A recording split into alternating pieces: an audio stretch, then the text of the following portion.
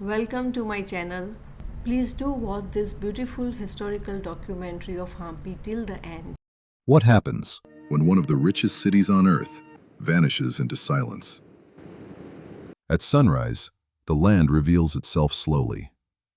There is a landscape in India where the earth itself looks broken. Giant boulders balanced impossibly upon each other, as if frozen mid-collapse.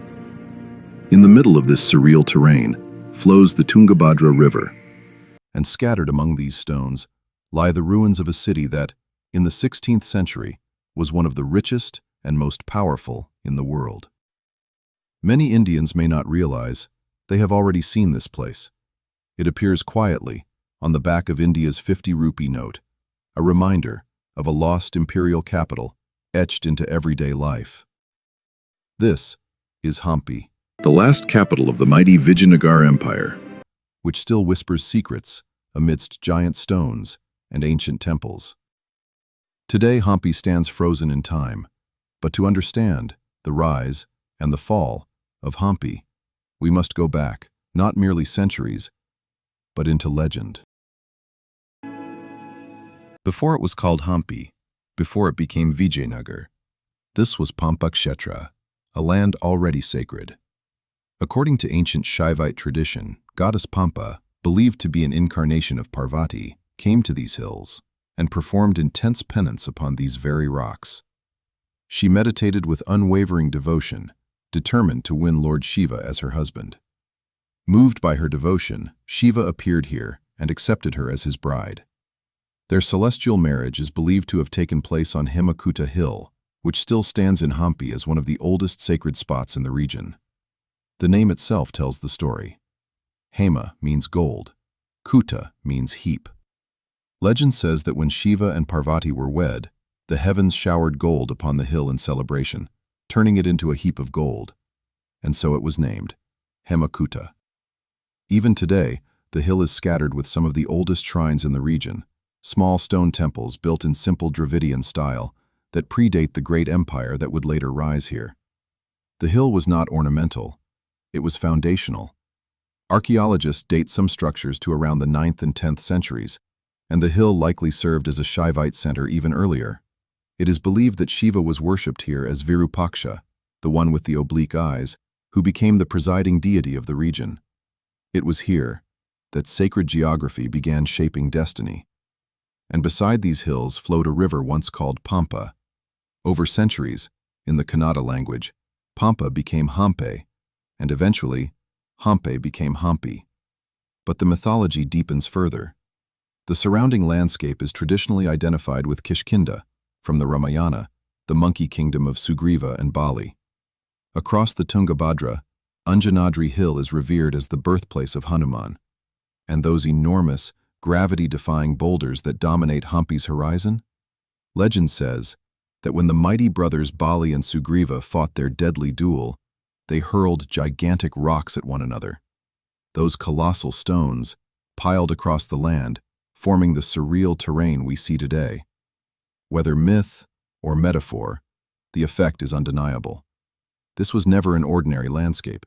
It was sacred, it was storied, it was already epic, and the river flowing through it would soon shape history. Hampi was never an empty canvas, and centuries later, that sacredness would attract kings. Two rivers begin their journey separately in the Western Ghats, the Tunga and the Bhadra. They flow through forests and valleys before meeting near present-day Kudli. From that sacred confluence emerges a single, stronger river, the Tungabhadra. That river curves around the granite hills of Hampi. It nourished the soil, it enabled agriculture, it sustained settlements, and it made large-scale habitation possible. Long before an empire was imagined here, people were already living along its banks. Archaeological evidence reveals human presence here as early as the first millennium BCE, more than 2,000 years ago, with megalithic burial sites discovered in the region. Over time, the area came under the rule of powerful South Indian dynasties, including the Chalukyas, 6th to 8th centuries CE, followed by the Rashtrakutas, and later the Hoysalas, 12th to 14th centuries CE. Temples were built, Trade routes connected the Deccan Plateau to coastal ports. Agriculture flourished along the Tungabhadra. But most importantly, at the heart of it all stood the Virupaksha temple. Its origins trace back at least to the 7th century CE, making it centuries older than the Vijayanagara Empire itself. Unlike many ancient temples that fell into ruin, Virupaksha never lost continuity of worship. Inside its complex are pillared halls, inner sanctums, subsidiary shrines, and murals added across different centuries. The towering eastern Gopuram, nearly 50 meters high, was expanded later, but the sacred core remained constant. This temple was not just a place of prayer. It was divine legitimacy. Hampi was never an empty wilderness waiting for kings. Long before empire, this was already a chosen landscape. Sacred history had prepared it, geography had fortified it, the river had sustained it, and soon, ambition would claim it. In the 14th century, South India entered a period of political turbulence. When older powers weakened and new forces pressed southward, this landscape was ready. Myth, geography, strategy, all aligned. And then, in 1336 CE, history changed direction. By the early 14th century, South India was unstable. Several older powers had weakened, and control of the region was shifting. In 1336 CE, on the banks of the Tungabhadra River, two brothers, Harihara I and Bukaraya I, established what would become the Vijayanagara Kingdom, the city of victory. It was not just a capital, it was a statement. Within decades, the kingdom expanded outward, securing key territories across southern India. By the end of the 14th century, Vijayanagara had emerged as one of the dominant powers of the Deccan. A structured provincial system ensured administrative control. Steady revenue strengthened the treasury, and a well-organized army protected its expanding borders. The foundation was firm, the empire was rising, and as the empire expanded, its capital began transforming into something extraordinary. The real story of Vijayanagara was only beginning. After its founding, Vijayanagara didn't just grow, it exploded into one of the great urban centers of its age. By the early 16th century, the capital of Vijayanagara had become one of the largest cities in the world at that time.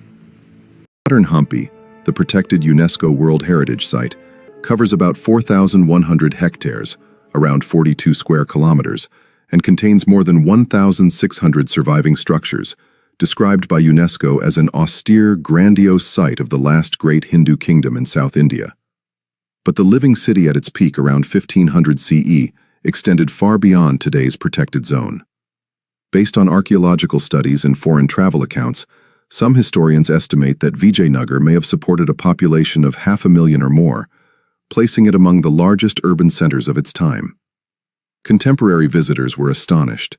The Persian envoy Abdur Razak, who visited in 1443 to 1444, wrote that no such city had been seen by the pupil of the eye. A century later, in 1520 to 1522, a Portuguese traveler, Domingo Paes, described it as vast, prosperous, and magnificently ordered.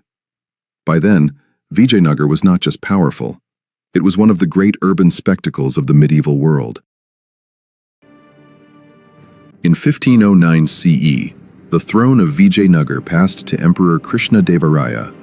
Military campaigns strengthened Vijayanagara's hold over much of southern India. Rival powers were checked, trade routes were secured, the state grew richer and more confident. Vijayanagara was no longer rising, it was at its height. Historians widely regard his reign as the empire's zenith.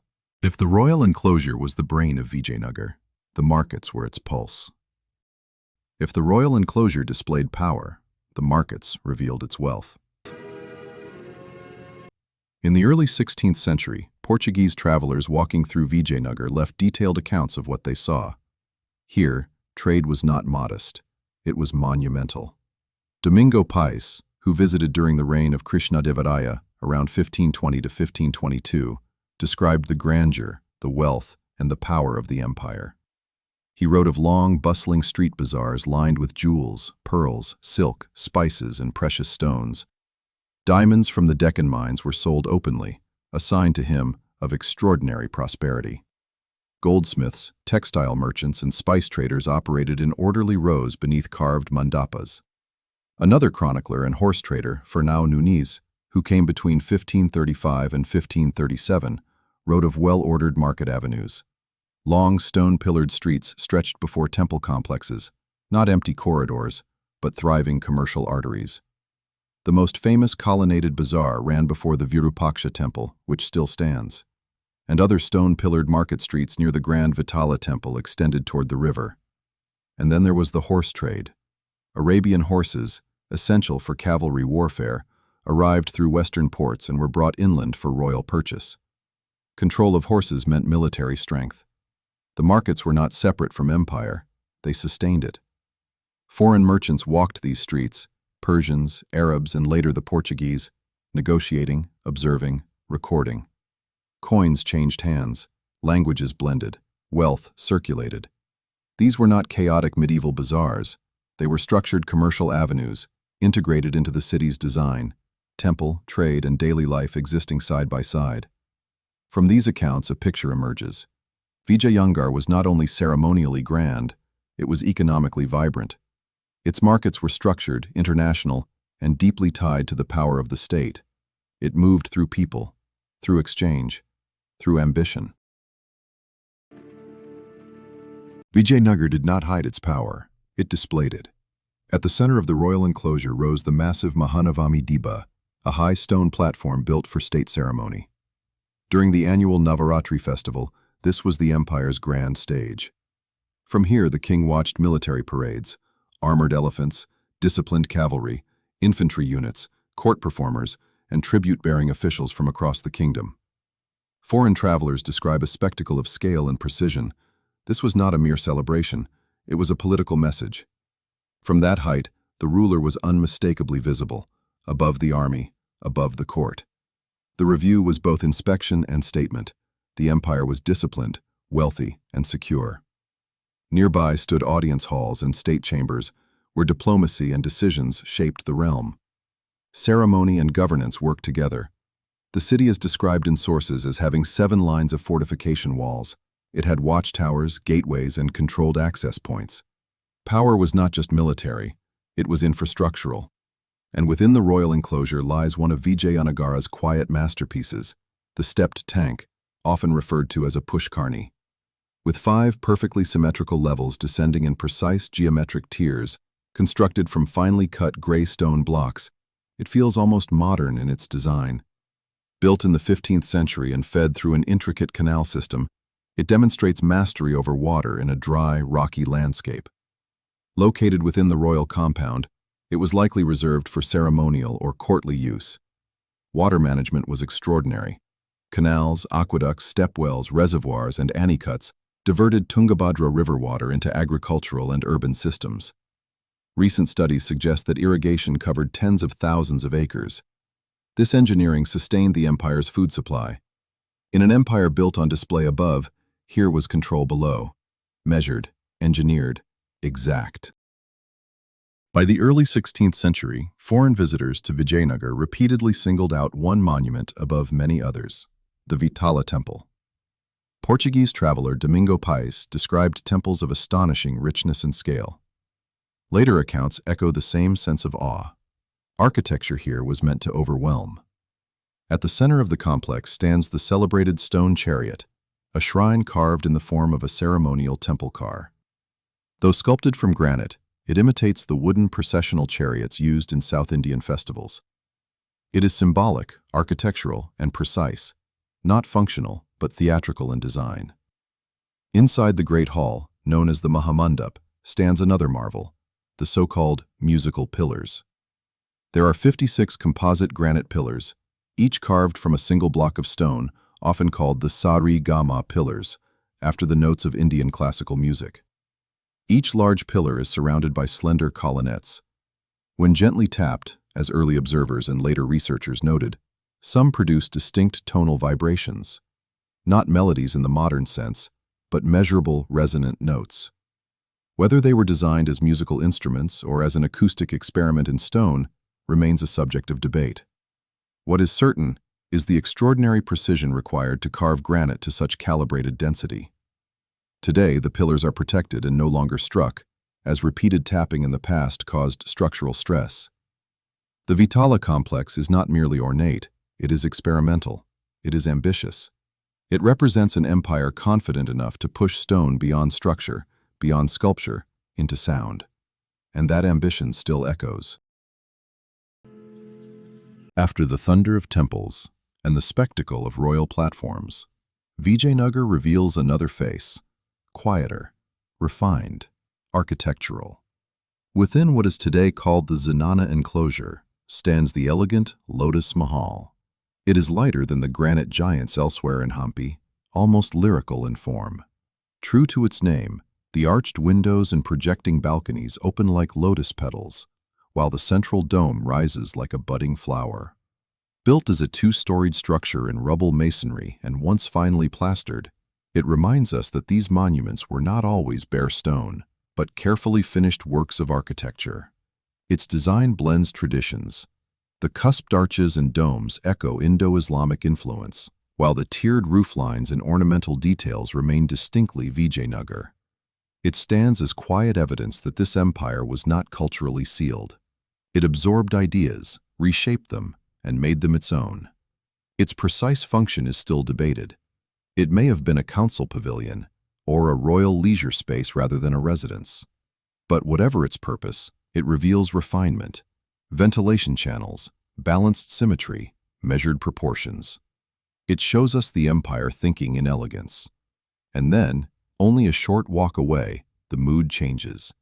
The massive elephant stables stand in disciplined alignment, 11 domed chambers, each built to house a royal war elephant. Their scale is unmistakable. Elephants were not ornamental creatures. They were engines of war, symbols of sovereignty, and central figures in royal processions. Housing them required planning, scale, and resources. Campaigns depended on them. Ceremonies displayed them. The architecture mirrors that importance.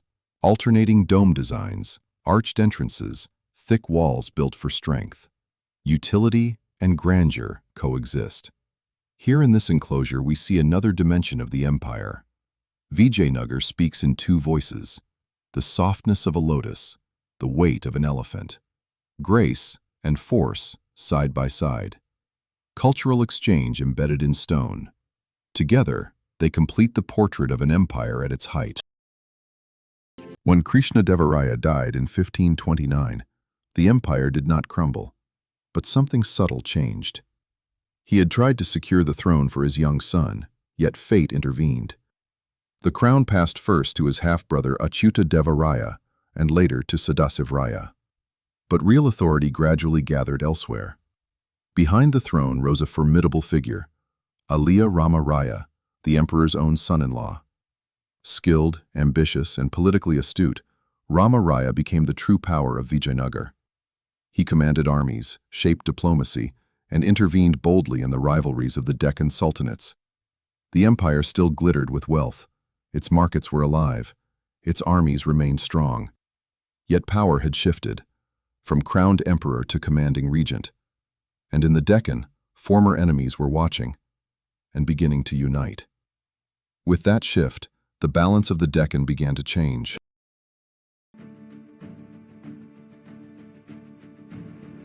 In January 1565, the fragile equilibrium of the Deccan collapsed. The rival sultanates, long divided by their own conflicts, set aside their differences. Ahmadnagar, Bijapur, Golconda, and Bidar formed an unprecedented alliance against Vijayanagara. Their combined forces met the army of Aliya Rama Raya near the village of Talikota. The Battle of Talikota began with confidence on Vijayanagar's side. Its army was vast, experienced, and battle-hardened. But the tide turned rapidly. Aliya Rama Raya was captured on the battlefield and executed shortly after. The shock shattered morale. What began as a contest between powers ended in sudden collapse. The road to the capital lay unguarded, and Vijayanagar's fate was sealed. In 1565, after the crushing defeat at the Battle of Talikota, the great capital of Vijayanagar stood exposed and vulnerable. The victorious forces marched toward the imperial capital, today known as Hampi. The royal court withdrew, The great city was left unguarded. What followed changed its destiny. The capital was looted and extensively damaged. Many palaces were set ablaze, and wealth accumulated over generations was carried away. The vibrant metropolis that had once astonished foreign travelers was reduced to a shadow of its former self. Granite temples and sacred structures endured, but the political center of the empire had been broken. Power shifted away from Vijayanagar. The empire continued from new capitals in the south, diminished but not immediately erased. Yet the age of its greatest splendor had passed. Its palaces reduced to foundations, its markets swallowed by dust, its grandeur scattered among granite hills. What had once been the heart of an empire seemed lost to time. By the late 16th century, the once great capital lay largely abandoned. Its palaces decayed, and wind, vegetation, and silence slowly reclaimed the imperial city. For nearly 3 centuries after its fall, the site remained a shadow of its former self. In the early 19th century, the ruins began to draw attention once more. British surveyor Colin Mackenzie documented the site and helped identify it as the long-forgotten capital of Vijayanagar. Systematic study and conservation followed under the Archaeological Survey of India, revealing the scale of what had once stood here, a vast, planned metropolis of temples, markets, water systems, and royal enclosures, one of the greatest cities of the medieval world. In 1986, the group of monuments at Hampi was inscribed as a UNESCO World Heritage Site, recognized for its architectural brilliance and historical significance. Today, what remains is stone. Yet as long as these stones stand, the empire still speaks. Visitors walk through colonnaded streets where traders once gathered. They stand before temples that survived conflict and time, and in the wind that moves through these ancient pillars, the memory of Vijayanagara still endures.